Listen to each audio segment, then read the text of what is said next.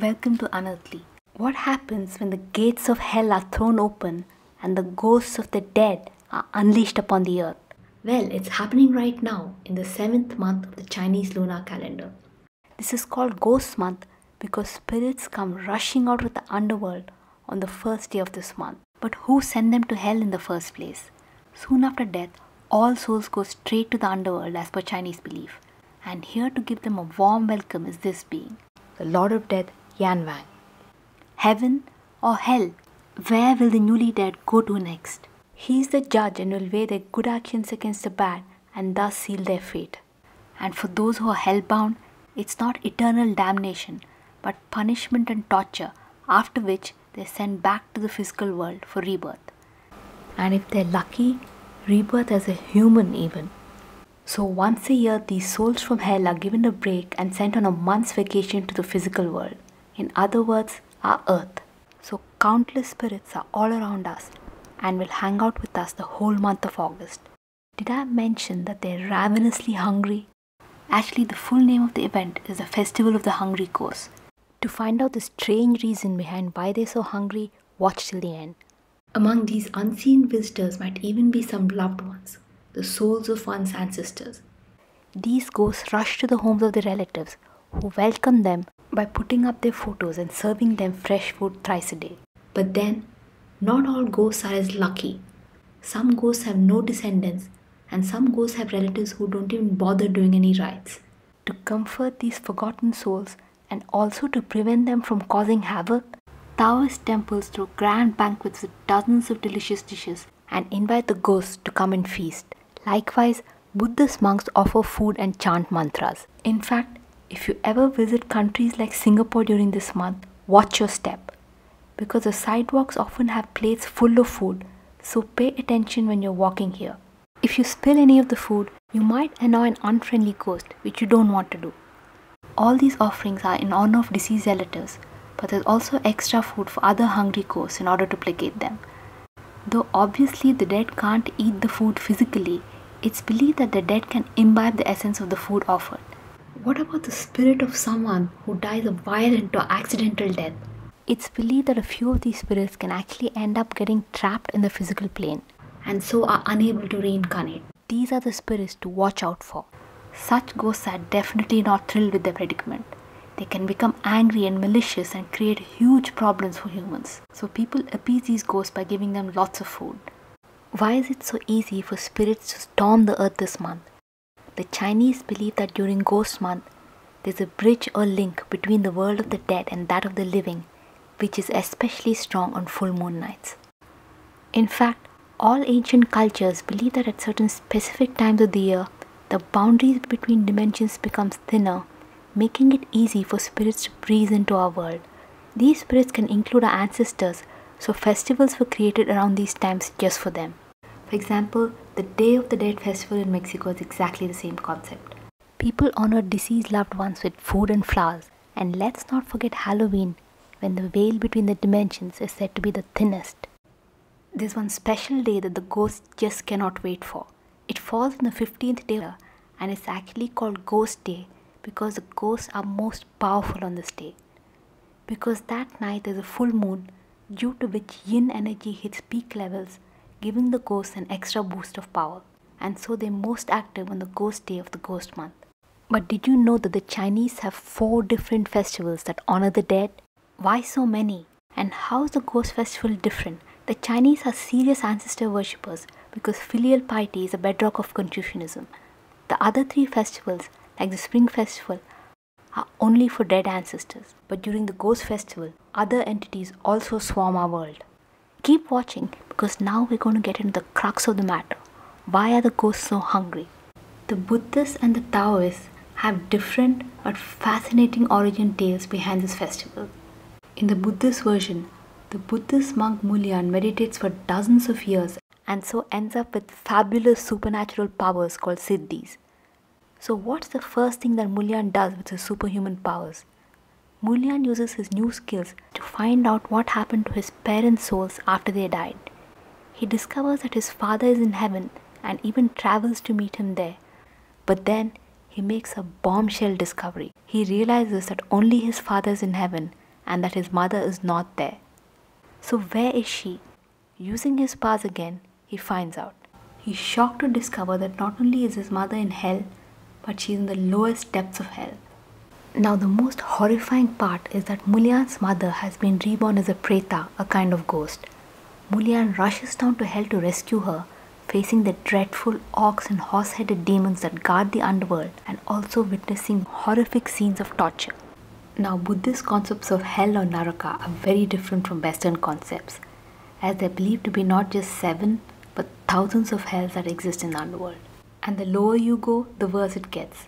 Among these are 8 freezing cold hells and 8 fiery hot hells. And they're hells with names like oozing pus and blood and a hell named roasting alive, giving us a solid hint as to what goes on there. Gruesome paintings and descriptions of Naraka are common in Buddhism, and this is done in order to keep people from transgressing. Anyway, Mulyan finally meets his mother, who is now a shadow of her former self. She's totally emaciated. He tries giving her a morsel of food, but the moment the food touches her mouth, it bursts into a flaming lump of coal. No matter how many times he tries, the food always turns into a fiery hot coal and he's unable to feed her. This is because his mother has been reborn as a preta, who are ghosts that are always hungry and thirsty, but can never satiate their hunger and thirst, because as we've seen, the food turns fiery and scorches their mouth.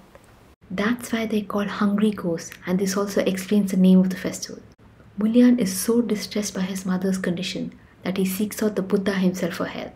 The Buddha is moved by the plight of Mulyan's mother. He declares that he will ease the suffering of the pretas by ensuring that the food does not burst into flames. He instructs Mulyan and the other Buddhist monks to hold a lavish banquet for the pretas every year on the 15th day of the 7th month. The Buddha tells him something astonishing. The Buddha says that the food prepared on this day is meant not only for a person's current ancestors, but also ancestors from their past 7 lives. At last, Mulyan's mother is able to eat the blessed food. She is soon reborn as a human, and after that lifetime is over, she is allowed to finally enter heaven. And thus began the festival of the hungry ghosts.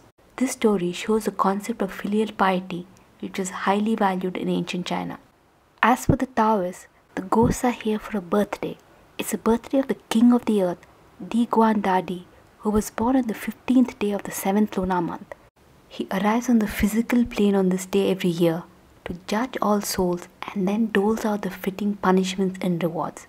The ghosts of hell are set loose at this time to attend the Taoist banquets and prayers that are held specially for them. But for the ghosts, the best is yet to come, because now that they've done feasting, what more do they need? Entertainment, namely getai. These are boisterous live performances of song and dance done on grand stages meant specially for these invisible guests. Funded by local residents, getai are carried out late into the night and are unique to Indonesia, Singapore and Malaysia. A stage is set up on a large field and then covered with a huge tent with plenty of seating and chairs. If you want to watch, go ahead, but do not sit in the first row. It's forbidden, and can you guess why? It's because these seats are only for the ghosts. What if someone has a deceased relative who they suspect is stuck in hell? What can they do to help them? The answer is hell money. These currency notes are printed on joss paper, and to pass this money on to the dead, people burn the notes. The dead can then use it to bribe the various demons in hell. They can offer it to Yama so that he can shorten their stay in hell or help them evade torture during their stay in hell. Families set ablaze bundle upon bundle of this paper money in order to give their deceased relatives a chance to escape the horrors of hell. If you've ever wondered what those massive furnaces outside Taoist temples are for, now you know. They're for burning joss paper and joss sticks. Though the ghost month seems fascinating for outsiders, the Chinese actually consider it as an unlucky month due to the presence of ghosts. Since this is a month where many evil spirits with a terrible karmic account arrive upon earth, this whole month is believed to be inauspicious. And so it's not a good time to make major life changes, like getting married or buying a new house or car. Some of the things that young Chinese kids are taught not to do this month are: do not kill any butterflies or moths. The Chinese believe that deceased loved ones can take the form of a butterfly or a moth to visit you. In fact, there was a recent viral video at a Chinese man's wedding, during which a butterfly randomly landed on him. He believes that it was his grandma who had raised him and had died some years earlier. And the best part is that just before his grandma died, she actually promised to visit him on his wedding day in the form of a butterfly. Now back to the list of taboos. Do not even talk about ghosts and do not use the Ouija board this month. The latter is a bad idea any time of the year, but especially during this month, since there is an excess of evil spirits and demonic beings on the earth now, as per Chinese belief. Don't stay out too late in the night during this month, as this is when the ghosts are most active. Do not touch the walls or lean against them, because that's where the ghosts like to hang out. Also, avoid swimming at night, as it's believed that the spirits will try to drown you. And don't whistle, because then the ghosts will make a beeline for you. Do not step on or kick the food that is kept outside on the sidewalks for the ghosts, as mentioned earlier. You don't want to tick off angry ghosts, and at the same time you do not want to disrespect ancestors. So after this month-long vacation, it's back to hell for these spirits. And in Buddhist and Chinese communities throughout Southeast Asia, the ghosts are given a grand farewell. Since water always flows to the lowest levels, rivers have a connection to the underworld as per Chinese belief.